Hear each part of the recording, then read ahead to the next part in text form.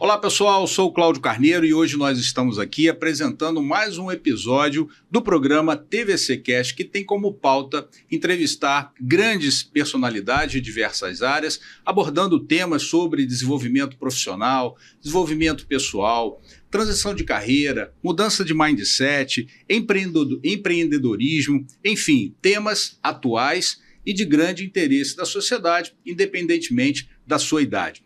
E hoje o nosso entrevistado é uma pessoa muito especial, queridíssimo, um grande magistrado que é uma referência tanto nacional como internacional, escritor, professor, você vai conhecer um pouquinho mais do seu currículo, e eu estou falando do estimado amigo, desembargador do Tribunal de Justiça do Rio de Janeiro, Ricardo Alberto Pereira. Seja muito bem-vindo, doutor Ricardo.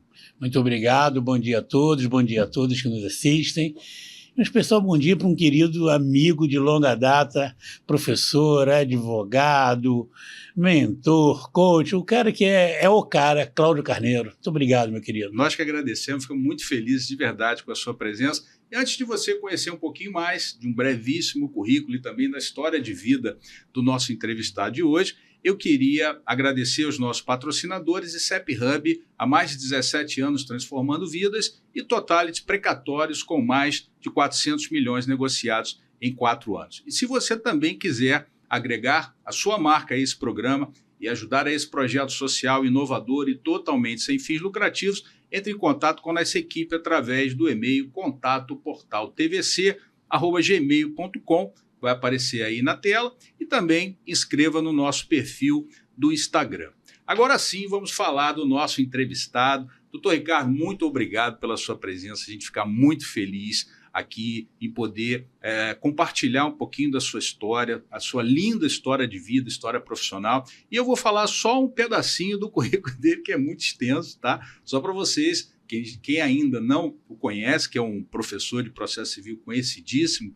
Ele é magistrado há mais de 30 anos, desembargador do Tribunal de Justiça do Estado do Rio de Janeiro, foi desembargador eleitoral no triênio 2019-2021, espetacular professor de processo civil. Se você não teve aula com ele, alguém com certeza teve e pode falar isso, e ele é diretor da área de processo civil do Centro de Estudos do C10, do Tribunal de Justiça do Estado do Rio de Janeiro, vice-presidente da Associação dos Magistrados do Rio de Janeiro, a AMAERJ, mestre em Ciências Jurídicas e Sociais pela UF.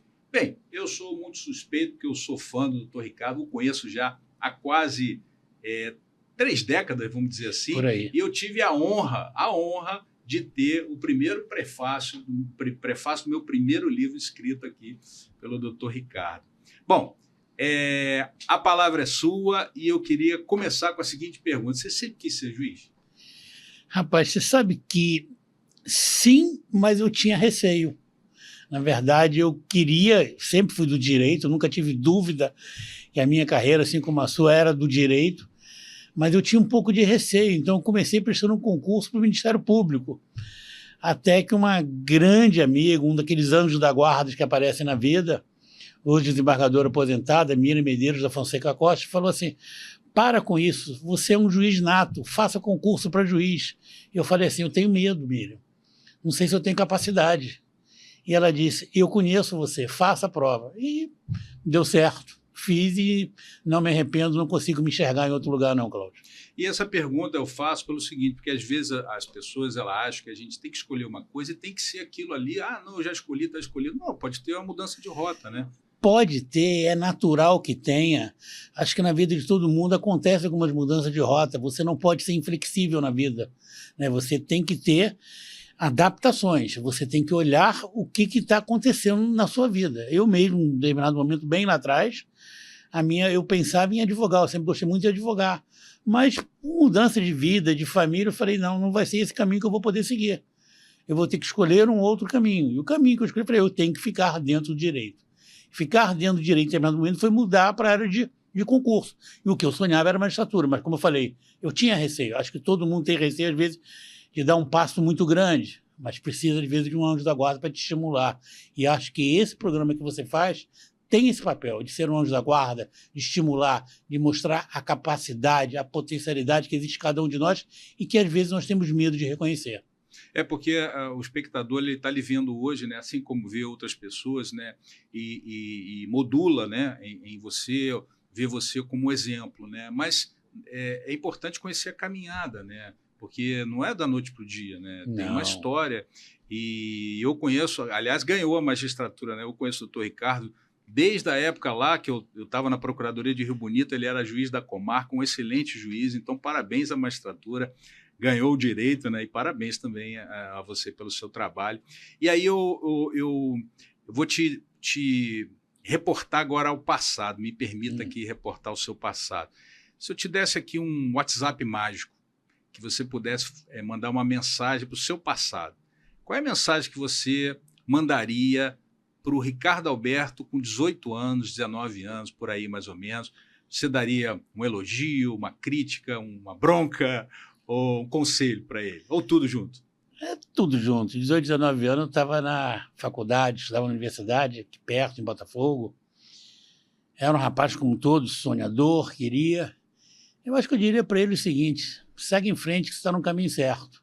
Né? Corrija um pouquinho aqui, um pouquinho ali, mas o caminho é esse, não se desvia do caminho, acredite em você, vai em frente, não desiste do seu sonho não, que você vai conseguir. E os desafios ao longo do percurso? Muitos, sempre difíceis. Tem, porque assim, nenhuma caminhada é composta só de flores, só de um caminho tranquilo. Você tem subidas e descidas, são os altos e baixos da vida. Você tem uma flor que é linda, mas ela vai ter os espinhos. Não existe uma caminhada. Uma vez eu vi uma pessoa, para dizer uma frase assim: não existe uma vida feliz, não existe uma vida infeliz. Toda vida é uma vida feita de momentos felizes e de momentos não tão felizes. Caminhada profissional não é diferente. Eu sou de uma família que não tinha ninguém formado em direito. Para não dizer que não tem ninguém formado, para ser honesto comigo mesmo, um primo se formou em direito antes de mim, mas nunca exerceu, porque ele sempre trabalhou no ramo de seguros. Nunca exerceu advocacia. Então, eu fui o primeiro da minha família. E sempre vi as pessoas dizerem: não tem ninguém na sua família para o direito, você vai fazer o quê no direito? Teve que desbravar. Eu tive que desbravar. E eu fui, e eu era bancário, e aí no banco eu soube que abriu uma vaga no departamento de jurídico para estagiário. Eu fui lá, comecei a estudar, fiz a prova para estagiário, fui estagiário, como todo bom estagiário. Ralava muito, batia muito a pé, batia muito, encostava a barriga, como a gente falava, né, nos balcões dos fóruns. Dali eu consegui, fiz uma prova, tornei advogado interno e fui trabalhando. A vida é assim, tem hora que dá medo: será que eu vou conseguir? Será que eu não vou conseguir? Quando você vai para o concurso público, né, você já foi concursado também, você sabe aquele receio: será que eu vou conseguir passar? Será que eu não vou conseguir passar? Mas é uma dedicação. Concurso público não é um projeto de curto prazo, eu sempre falo isso para as pessoas. Concurso público é um projeto de dedicação em longo prazo, pode ser mais longo ou menos longo, dependendo da sua disponibilidade de tempo, mas nunca é de curto. E você chega. Medos a gente tem, né? Medo faz parte da vida. O que eu acho que talvez seja importante as pessoas entenderem é como você lida com medo. Não conheço ninguém que não tenha medo da vida. Até hoje a gente tem medo. Toda vez que você vai fazer algo novo, você tem aquele receio, aquele temor. Como você lida, como você enfrenta isso é que eu acho que é a chave, é o diferencial. Então, aproveitando essa sua experiência, que dica você daria assim, para quem não está nos assistindo, que quer ingressar para a carreira de concurso e para aquele que quer fazer uma transição de carreira? Por vários motivos. Olha, é dedicação e disciplina. Às vezes esse dia eu estava conversando com uma pessoa muito próxima que falou assim: nossa, mas eu não sei se eu sou inteligente para isso. Eu falei: olha, a questão não é inteligência. Uma pessoa mais inteligente talvez ajude a ter mais facilidade, mas talvez tenha mais dificuldade. Né? Eu sempre explico por que isso. Porque o concurso, por excelência, é dedicação. É você se dedicar àquilo, é você estudar. Esse é o grande diferencial. Eu quero mudar de área. Ok, não há nenhum problema. Isso não acontece só no direito. Eu vejo médicos conhecidos dizendo que mudaram de uma área para outra dentro da medicina. O pessoal do direito, alguns querem largar a advocacia para fazer concurso, outros, pelo contrário, largam o concurso porque se dão melhor na advocacia, tem um amplo horizonte na advocacia. Isso é como você vai enfrentar aquele momento que você está vivendo atual, aquilo que você entende que é melhor. Mas seja por um lado ou seja por outro, e aí eu vou pegar um gancho não só saindo da advocacia e vindo para o concurso público, como eu já vi pessoas fazerem o caminho inverso, deixarem o concurso público e irem para a advocacia, eu acho que você precisa ter foco e acreditar naquilo que você quer. Precisa se preparar, e se preparar, Cláudio, para mim quanto tempo eu vou me dar para isso, né? O que vai acontecer durante esse período que eu vou estar, aspas, a descoberto, de repente, de um salário, a descoberto de tempo, o que eu vou fazer? Você se organiza, se você organizou, aí você vai, aí você enfrenta aquilo. Você não precisa ter medo, mas e se não der certo? Se não der certo, você vai se adaptar de novo e vai refazer o seu caminho. Isso é natural. É o ajuste de rota, né? E a dedicação e a perseverança são aí os ingredientes que compõem uma receita exitosa, né? Tem uma frase, pessoal, que eu gosto muito, e você vê aqui, né? O doutor Ricardo, uma pessoa que hoje é quem é, né? Um profissional reconhecidíssimo, mas a história é difícil para todo mundo, né? Não nasceu quem ele é hoje, né? E tem uma frase que eu gosto muito, que é do Ed Cantor, um cantor norte-americano, que é: levei 20 anos para fazer sucesso da noite para o dia, né? Então, nessa sua jornada de quase 30, né? Quase 30 ou 30 já completos de magistratura, que com alegrias e tristezas, né? Teve alguma sentença que, por mais técnica, justa, ser aquela que realmente cabia naquele caso, saiu daqui e veio para o seu coração, você foi para casa e não dormiu, chateado? Porque assim... Teve. Porque o certo, tanto o advogado quanto o juiz, ou todos os operadores, não se envolverem com o processo, mas isso é muito difícil, né? Teve uma que me serviu de lição e que eu passo até hoje. Isso tem muitos anos, foi logo assim que eu entrei na carreira, e eu era juiz da comarca de Casimiro de Abreu, estou puxando a memória aqui, e o município de Rio das Ostras ainda não tinha comarca. Hoje tem comarca em Rio das Ostras, mas o município de Rio das Ostras fazia parte da comarca de Casimiro de Abreu, aqui no Rio de Janeiro. Rio das Ostras, a gente está falando de região dos lagos lá, e tinha um posto avançado do juizado especial civil em Rio das Ostras. Então, o juiz de Casimiro de Abreu, uma vez por semana, se deslocava até Rio das Ostras, não é um deslocamento perto, é um bom chão aí nessa história, e lá tinha um posto juizado. E eu cheguei lá e fiz uma audiência de dois senhorzinhos, bem simples, que discutiam uma compra e venda, eu me lembro disso bem, de um carro, eu acho que era um Volkswagen, mas eu não, pois isso aí eu posso estar errado. E aí acabou a audiência, eu falei assim, ok, a sentença então estará pronta semana que vem, eles chamam de leitura de sentença. Acabei, ouvi testemunho, vi as partes, peguei os documentos, falei, semana que vem eu trago a sentença. Se isso era uma terça, então na terça da semana que vem, se era uma quarta, não lembro da semana. Na semana seguinte eu cheguei, lá no juizado, um senhorzinho estava me esperando, falou assim, doutor, o senhor trouxe a sentença? Eu falei, trouxe, está aqui, o senhor quer ler? Pode sentar e ler. Me lembra aqueles bancos de madeira comprido que a pessoa senta, né? Aquele senhorzinho sentou ali, era uma sentença de umas 6, 7 folhas, e ele ficou mais de uma hora lendo aquilo já estava me incomodando, né? Porque aí daqui a pouco ele levantou com todo respeito, pediu para o escrivão que queria falar comigo, eu estava no gabinete, mandei ele entrar, eu falei, pô, não, doutor, li sua sentença, muito bonita, mas eu preciso fazer uma pergunta para o senhor. Eu falei, fica à vontade, senhor, o que é? Eu ganhei ou perdi? Porque ele não compreendeu. Rapaz, aquilo foi um soco na boca do estômago para mim. Eu falei, peguei, ele era o autor, se eu me lembro, falei, o senhor perdeu. Então tá, então muito obrigado. Eu falei, não, peraí. Eu preciso explicar para o senhor por que o senhor perdeu.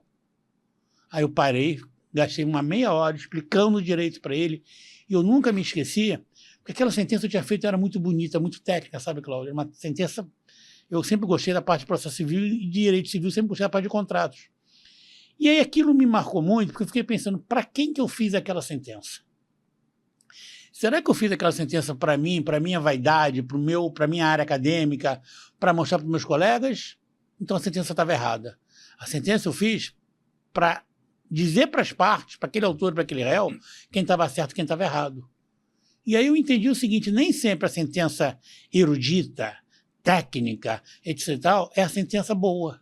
A sentença boa é aquela que a pessoa entende, que a parte entende, que a parte lê e diz, eu ganhei, ou então eu perdi porque eu não tenho direito por causa disso ou daquilo. E aquilo marcou muito, eu sempre trouxe essa sentença na minha vida, sempre falo na escola de magistratura, onde eu dou aula de processo civil, em pós-graduações que eu dou aula no MP, na Procuradoria do Estado, sempre falo, sentença boa nem sempre é sentença muito técnica, cheia de tecnicismos e formalismos. Sentença boa é aquela que o juiz consegue falar o direito para quem precisa do direito. Isso eu nunca esquecer. Pô, que depoimento bacana, né? Eu falei que ele é um espetacular professor de processo civil, mas, para além disso, a humanização, né, do Poder Judiciário, o sentimento colocado ali, né? Poxa, bacana, um depoimento super interessante. E na sua jornada, né, de vida profissional, teve alguém que você se inspirou, assim, que modelou como exemplo, como perfil, e eu queria seguir esses passos aqui, ou talvez mais de uma pessoa? Sempre tem, né? Sempre tem. Eu lembro que antes da magistratura, eu era garoto, eu morei no prédio onde tinha um juiz. Esse juiz, um desembargador aposentado, e acabou de se aposentar como professor titular de Direito da Universidade Federal Fluminense, doutor Sérgio Túlio, e eu olhava ele, a garotada ia para a piscina do prédio brincar, e ele levava um livro, ficava lendo, e eu olhava, nossa, um dia eu quero ser que nem aquela pessoa ali. Um juiz, uma pessoa que fica lendo, uma pessoa séria, correta, todo mundo escutava ele. Depois da minha carreira, eu já falei aqui, sempre digo, quem me levou para a magistratura, a embargadora Miriam Medeiros, foi filha de um dos maiores autores de direito civil desse país, o professor Arnoldo Medeiros da Fonseca, que foi quem introduziu a teoria da imprevisão no direito brasileiro, tem uma obra de direito de retenção. Então, são pessoas que sempre serviram como um arquétipo, um modelo para mim, pessoas íntegras, corretas, dedicadas, humanizadas. Eu acho que eu trago isso muito dessas pessoas. E outros também que a gente vai conhecendo na vida, né? Como professor, né, de direito, já há décadas também, como é que você vê essas transformações que o direito vem sofrendo, né? Com algumas áreas novas, mas a interferência, por exemplo, da inteligência artificial. Como é que você vê o futuro do direito a curto prazo e talvez a longo prazo, como professor de direito? Tá. Como professor, eu vou te dizer que a gente está passando por uma mudança muito grande das pessoas. E vou te explicar o porquê. Talvez eu peça até licença para ser um pouquinho mais extenso. Claro, fica à vontade. Nós temos um grande problema hoje, que são as redes sociais. Por exemplo, o seu programa é espetacular. Eu sempre brinco, se na minha época de concurso eu tivesse YouTube, tudo era mais fácil, porque eu tinha uma dúvida específica de prescrição, eu ia lá, prescrição, tal, e o YouTube vai me dar um resumo daquilo ali. Uma coisa é você ter o conhecimento e buscar tirar uma dúvida num ponto específico. Outra coisa são as pessoas quererem transformar o conhecimento só no YouTube, nessas plataformas. Esse é o grande problema hoje. O alunado precisa compreender, e eu dei aula em graduação durante quase 20 anos, que é preciso ter uma cultura densa, é preciso ter uma base. Você pode e deve ter vários mecanismos que vão te auxiliar no estudo, mas o estudo ainda é o mesmo, o estudo é aprendizado. Aprendizado você faz com livro, aprendizado você faz com vídeo, mas não tem como você querer dizer que um vídeo de 5 minutos vai te resumir um livro de 200 folhas. Então, isso é uma coisa que me preocupa muito, Cláudio. Agora, a questão, por exemplo, da inteligência artificial. Eu acabei de chegar lá da Itália, de Milão, um grupo de estudos, de estados brasileiros, que foram estudar a interferência da inteligência artificial, inclusive na Itália. Por que Itália? Hoje você tem uma regra de inteligência artificial na Comunidade Europeia, e o primeiro país da Comunidade Europeia que lançou uma lei específica sobre inteligência artificial foi a Itália. Então, nós fomos lá ver essa experiência deles, entender como é que está funcionando isso. Muito interessante. E por que eu falo isso? Porque essa preocupação não é uma coisa nossa, específica, Brasil, do Ricardo e do Cláudio. Isso é uma coisa que o mundo inteiro está se preocupando. Por quê? A inteligência artificial é um inimigo? Não. Ela é uma aliada. Quando eu falo aliada, eu falo uma pessoa que está ao seu lado, estou falando, óbvio, no campo figurativo, é uma ferramenta que você tem ao lado de outras para lhe ajudar. Mas ajudar não significa substituir. O grande problema que nós vamos ter que entender é a inteligência artificial é uma ferramenta muito valorosa, mas é ferramenta, ela não substitui pessoas. Ah, mas e o trabalho que o fulano fazia que a inteligência artificial vai fazer? Pode ter uma tarefa ou outra que a inteligência artificial vai fazer, Mas se aquela pessoa perde aquela tarefa, com certeza ela vai ganhar outra tarefa, porque a inteligência artificial vai demandar uma outra questão. Então, a grosso modo, falando, por exemplo, assim, a inteligência artificial demanda espaços e refrigeração de espaço muito grande. Então, aquela pessoa que, de repente, perdeu uma tarefa vai estar se encaixando em outra tarefa. Somem postos de trabalho, mas não somem o emprego. E a inteligência artificial é ferramenta de auxílio. Na nossa área, por exemplo, no direito, ela pode, de repente, me fazer resumos maravilhosos. Às vezes eu pego peças grandes demais, eu tenho pouco tempo, eu peço para resumir aquilo ali. Então eu leio o resumo, eu já entendo do que é. Quando eu vou ler a peça inteira, eu já tenho uma boa noção do que eu estou lendo. Às vezes eu uso a inteligência artificial para isso. Então eu tenho, de repente, uma petição de 50 laudas. Você sabe que às vezes o caso é complexo e precisa. Eu jogo aquilo na IA e peço, resuma essa peça para mim nos pontos principais. Ela me dá um resumo de 5 folhas. Eu leio, estou indo para casa no carro, no ônibus, eu leio aquelas 5 folhas. No dia seguinte, quando eu vou ler as 50, é muito mais fácil eu entender as 50 folhas, porque eu já li um resumo de 5 folhas. Olha que ferramenta incrível. Mas o que eu não posso fazer? É achar que aquelas 5 folhas conseguiram resolver as 50. Aquilo me facilita a ideia. Então, se eu tenho um texto que eu acho que meu texto ficou muito longo, eu peço para a IA, resume meu texto de 20 laudas em 10, por favor. Ela resume e aí eu faço a revisão dessa revisão da IA e olha, ficou legal, ou faltou isso daqui, ou isso aqui está demais. Então, ela é uma ferramenta muito boa, mas ela não substitui o trabalho do advogado, não substitui o trabalho do magistrado. E é preciso ter cautela com ela, né? Muita cautela. Responsabilidade também. Responsabilidade. E a segunda pergunta, em cima dessa, né? E para o Poder Judiciário, né? Agora sim como magistrado, a inteligência artificial, ela está ajudando, está atrapalhando? Nós ainda estamos embrionários, mas esse processo embrionário tem até uma razão de ser. Nós estamos usando inteligência artificial. O Tribunal de Justiça do Rio de Janeiro foi recentemente até premiado, elogiado por um projeto de inteligência artificial interno que nós temos, chamado ASSIS, é o nome do projeto.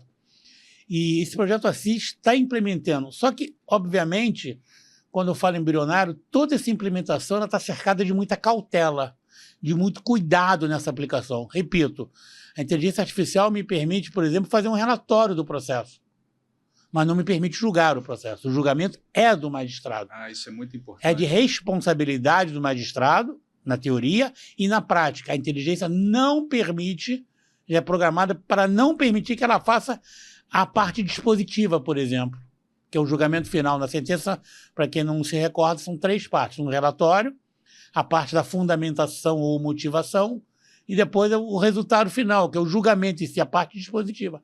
Ela já é programada para não fazer a parte dispositiva. Porque essa responsabilidade é do magistrado, não só na teoria, como na prática. Mas, por exemplo, o que eu falo às vezes, para um relatório é muito boa. Agora, para uma fundamentação, eu ainda prefiro fazer. E depois que eu faço, eu peço para a IA, vê se tem algum erro de português aqui para mim, vê se eu posso ter uma concordância melhor, diminui esse parágrafo. E aí sim ela é uma ferramenta maravilhosa. Mas, repito, a implementação já existe, o projeto já está em andamento, mas com muita cautela, que é para ninguém ter substituições indevidas, vamos falar assim. Não, essa sua observação é muito importante, porque as fake news, né, rola por aí, porque agora a sentença vai ser proferida pela IA. Está aqui a explicação de um magistrado de 30 anos, né, pessoal? A ferramenta é para ser utilizada pela pessoa para ajudar o apoio pessoal. E com responsabilidade pessoal, profissional, política e tudo mais de quem a usa. Bom, e agora uma pergunta assim genérica. O que é sucesso para você? Sucesso é você alcançar o seu sonho. As pessoas olham o sucesso como se fosse uma coisa externa. Eu não, eu olho o sucesso como algo próprio, interno, meu. Sucesso para mim é realizar os meus sonhos. Eu sou um cara que eu acho que eu tenho sucesso em muita coisa. Eu tenho uma família linda, tenho uma esposa e filhos lindos, isso para mim é sucesso. Eu tenho a carreira que eu amo, para mim é um sucesso. Então, sucesso para mim não é ser reconhecido pelos outros. Sucesso para mim é aquilo que eu desejei, se eu conseguir. Então, como eu consegui, graças a Deus, Papai do Céu é sempre muito bom comigo, eu sempre falo que ninguém pode se desligar do seu ser supremo, chame ele do que você quiser. Mas sucesso para mim é alcançar o seu sonho. E tem gente que ajuda a sorte também, né? Como é o caso dele. E aí, vamos lá, aproveitando então esse seu comentário, Qual a importância que Deus tem na sua vida, seja o nome que quiser ser dado? Eu sempre falo isso, até em respeito às religiões. Não sei se, desculpa lhe interromper, não sei se você lembra que no prefácio do meu livro você colocou lá paz. Lembra? Paz e bem, paz e bem. Guardo isso até hoje na minha cabeça. Eu sigo muito, desde criança, minha formação, minha religião, sou católico apostólico romano, mas eu sempre falo, religião independe se você é do islamismo, do budismo, do judaísmo, religião é religião, religiões de matrizes afro, umbanda, candomblé, toda religião a palavra religião vem de religar, ligar você a algo maior que você pode chamar de Deus ou da denominação que você queira. A minha formação familiar, e normalmente a religião vem de uma cultura familiar, é católica, e desde criança eu sempre me incentivei muito por São Francisco de Assis. Daí eu ter colocado, sempre coloco paz e bem. E eu acho que é importante porque tem momentos que você precisa se religar, né, buscar a religião a algo que está acima de você. Respeito muito a quem entende que não existe, aqueles que são materialistas, não estou aqui para polemizar, mas assim, na minha concepção de vida, e aí por isso que eu digo que sucesso é uma coisa muito mais interna do que externa, mas na minha concepção de vida, Deus é importante, porque Deus me dá aquele momento de paz, aquele momento que eu preciso orar, que eu preciso ter algo diferente. E quem é Ricardo Alberto, fora da magistratura, fora da sala de aula, fora dos palcos, o Ricardo Alberto como pessoa, como é que você retrataria ele? Eu conheço parte, você conheceu parte, né, Claudinho? É um cara alegre, que gosta de viver, que gosta de estar com os amigos. Qual é o meu prazer? Estar com meus amigos, com a minha família, é beber um bom vinho, é contar uma boa piada, é passear simplesmente, dar uma caminhada. Nós somos niteroenses agora, né? Somos. Meio vida Niterói, você vai ver que isso é uma cachaça, mas é caminhar na praia de Caraí, ou na praia de São Francisco, ou para quem é do Rio, caminhar na Lagoa, caminhar na praia de Copacabana, é dar um passeio num lugar bonito, tomar um sorvete. Eu acho que a felicidade, às vezes, está nas coisas pequenas. Não só, é claro que é maravilhoso fazer uma boa viagem. Eu fiz uma viagem com a minha esposa pouco tempo atrás para a Itália, para a Grécia, é lindo. Isso é muito bom, mas também é muito bom as pequenas coisas. Por isso aquela história que eu falei lá no início. Não só feliz ou infeliz, e não só a felicidade está nas grandes coisas, como também está nas pequenas coisas, nas pequenas sutilezas que a vida te dá. E essa pergunta ela tem muito a ver, assim, uma mensagem para quem está nos assistindo, porque as pessoas pensam que para eu chegar onde eu quero, eu tenho que sofrer, no pain, no gain, eu não posso me dar o direito de ter pequenas coisas. Não, ao contrário, a gente percebe aqui com o seu depoimento que a pessoa precisa ter esse momento, né? Seu momento com Deus, seu momento com a vida, seu momento de tomar um sorvete com a família, isso é importante, né? Você me permite, eu sempre falo para as pessoas que estão estudando, que vêm falar comigo, mas Ricardo, como é que eu faço? Quantas horas eu tenho que estudar? Eu falo assim, olha, não existe uma fórmula mágica. Você vai achar o seu tempo. Agora, o que é importante é que você tenha um tempo para você. Ninguém consegue só trabalhar, só estudar, né?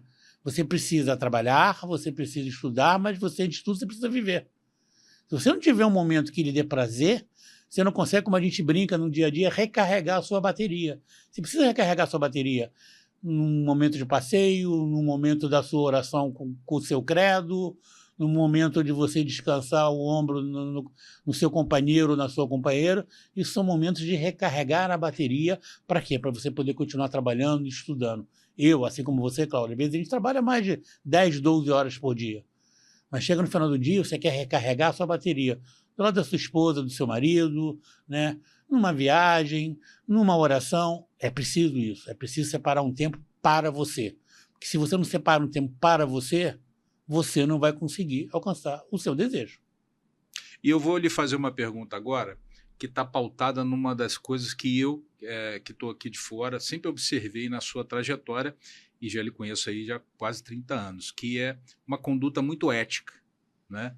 E isso sou eu falando, né? O testemunho que eu estou dando da vida dele. E aí a pergunta é em cima disso. Qual o conselho que você daria para quem está aí nos assistindo, para os jovens, para os profissionais, a importância da ética na vida profissional das pessoas? Olha, Cláudio, isso eu aprendi com meu pai e com a minha mãe, né? E passo para os meus filhos e procuro sempre falar isso. Ética é a essência do homem. Se você se permite desviar em algum momento, em numa conduta reta, correta, você vai passar a achar que isso é normal e você vai passar a ter uma vida, que eu falo assim, correndo riscos. Porque quem sai do caminho da verdade, e aí não estou falando em religião, mas estou falando em ética, sabe que passa a correr riscos. Depois você não vai reclamar quando você pagar o preço por isso, que você vai pagar um preço por isso. O ladrão vai roubar uma vez, vai roubar duas, vai roubar três, não vai acontecer nada. Vai roubar a quarta, mas em algum momento ele vai ser preso. E aí depois não vem me dizer, mas eu não queria estar preso. Não, você quis estar preso porque você praticou esse crime. Então, quando você se pauta numa conduta de ética, e isso serve para qualquer profissão, ou mesmo fora da profissão, na nossa vida do dia a dia, você vai ter uma vida talvez não tão gloriosa como às vezes as pessoas vendem, mas você vai ter uma vida tranquila. Eu costumo brincar assim, todo mundo tem um preço, Cláudio. Eu também tenho meu preço. Meu preço é deitar no meu travesseiro de noite com tranquilidade, meu preço é falar o que quiser falar, né? Ainda mais cedo você estava falando assim, pode deixar que não vai ter nenhuma pergunta mais suscetível, claro. E eu brinquei e falei assim, quando a gente anda reto, e eu sei que você também é assim, Cláudio, eu te conheço há muitos anos, a gente não tem do que temer, a gente não tem o que esconder, a gente não tem nada de errado para jogar para debaixo do tapete. Então isso também é um preço. O preço que eu pago é o preço da minha felicidade. Eu não quero correr riscos desnecessários, eu não quero. E tem uma frase que eu aprendi muito séria na vida, né? A mulher de César não basta ser honesta, ela tem que demonstrar que é honesta. Eu e você, não basta nós sermos honestos, nós temos que divulgar a honestidade, nós temos que demonstrar a honestidade. Honestidade, no final das contas, é aquilo que nos dá tranquilidade. E projetos para o futuro, tem? Livro, alguma coisa assim? Livro é livro. Não combinamos nada não, gente. Não combinamos mesmo não, mas livro é... Eu acho que é a única coisa que me falta, na verdade. Eu tenho que parar para sentar para escrever um livro. Eu falei que eu ia escrever esse ano. Quando eu vi o ano passou, eu não escrevi. Mas pode falar sobre o que é o segredo? Processo civil. Então é uma obra maravilhosa, né? Não quero fazer uma obra. Desse... Mas eu quero escrever um livro sobre processo civil. Tem uns temas aí que eu tô pensando. E talvez em 2026 eu encare esse desafio. Eu acho que agora eu estou num momento bom para fazer isso. Vai ganhar, a literatura jurídica vai ganhar com um livro seu de processo civil, né? Já lhe aviso que o prefácio será seu. Que isso, uma honra. Já está avisado, gravado e registrado. Sério? Que honra. Olha, fui pego de surpresa aqui, uma honra imensa. Uma honra imensa. Você me deu essa honra anos atrás, eu não esqueci. E nem eu guardo esses ensinamentos. Gente, é porque aqui eu conheci o doutor Ricardo Alberto, se não me falha a memória, aqui em 2001. Eu estava na Procuradoria em Rio Bonito e ele era juiz da comarca. E eu aprendi tanta coisa com ele, mas tanta coisa, que talvez ele nem saiba disso, né? Eu lia lá as sentenças, lia decisões lá importantes, e eu sou seu fã de verdade, assim. É mútuo, pode ter certeza. Sem retórica aqui, não, porque eu aprendi uma coisa com meus pais, que é assim, a gente não deve jogar a conversa fora, deve falar o que você sente. Se for coisa ruim, guarda para você, né? Mas se for coisa boa, tem que falar para a pessoa saber, né? E agora, mensagens finais, né? A gente, infelizmente, está chegando aí na parte final do nosso programa, que infelizmente termina, né? Mas eu prometi a vocês que só ia trazer gente boa, viu? Olha aqui. Quais mensagens, uma ou mais mensagens que você deixaria para os nossos colegas aqui que estão nos assistindo, que não são só do direito, aqui nós temos profissionais de várias áreas, temos jovens, temos pessoas que estão querendo fazer transição de carreira, contando com a sua experiência de vida, experiência profissional, hoje um homem maduro, realizado, né, que conquistou os seus sonhos. O que você diria assim para quem está nos assistindo? Eu diria o que eu... Pode olhar para aquela câmera. Eu diria o que eu disse, quando você me perguntou o que eu diria para mim quando eu tinha 18 anos, eu vou dizer para todos vocês. Não desista do seu sonho e mantenha-se no caminho reto, no caminho da ética. Esse é o caminho certo.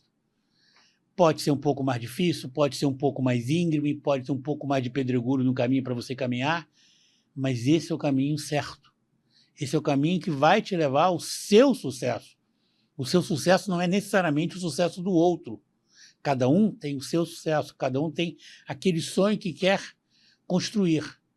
Então, faça o seu sonho. Você quer ser um grande advogado, você quer ser um grande médico, você quer ser um grande comerciante, tudo isso é válido. Então, segue o seu caminho com dedicação, sem medo e reto. E eu tenho certeza que você vai conseguir. Porque ninguém chega num lugar, ninguém se torna um grande advogado como Cláudio Carneiro do dia para a noite. Ele foi procurador lá da cidade de Rio Bonito, ralou muito, depois continuou na advocacia, com todas as inseguranças que a advocacia traz, foi presidente de uma das maiores subseções do país, a subseção da Barra da Tijuca. Né? Então ninguém, quando olha assim, Cláudio Carneiro hoje, está lá naquele programa bonito, mas também ralou muito, mas também seguiu um caminho reto. Então eu acho que é isso. Diz qual é o seu sonho para você mesmo. É isso que eu quero realizar, então eu vou correr atrás disso, eu vou seguir esse caminho e acho que vai chegar lá. E qual é a sua rede social? É Ricardo Alberto Pereira.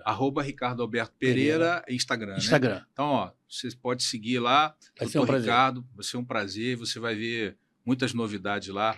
Doutor Ricardo, que gratidão aqui de recebê-lo aqui no nosso programa.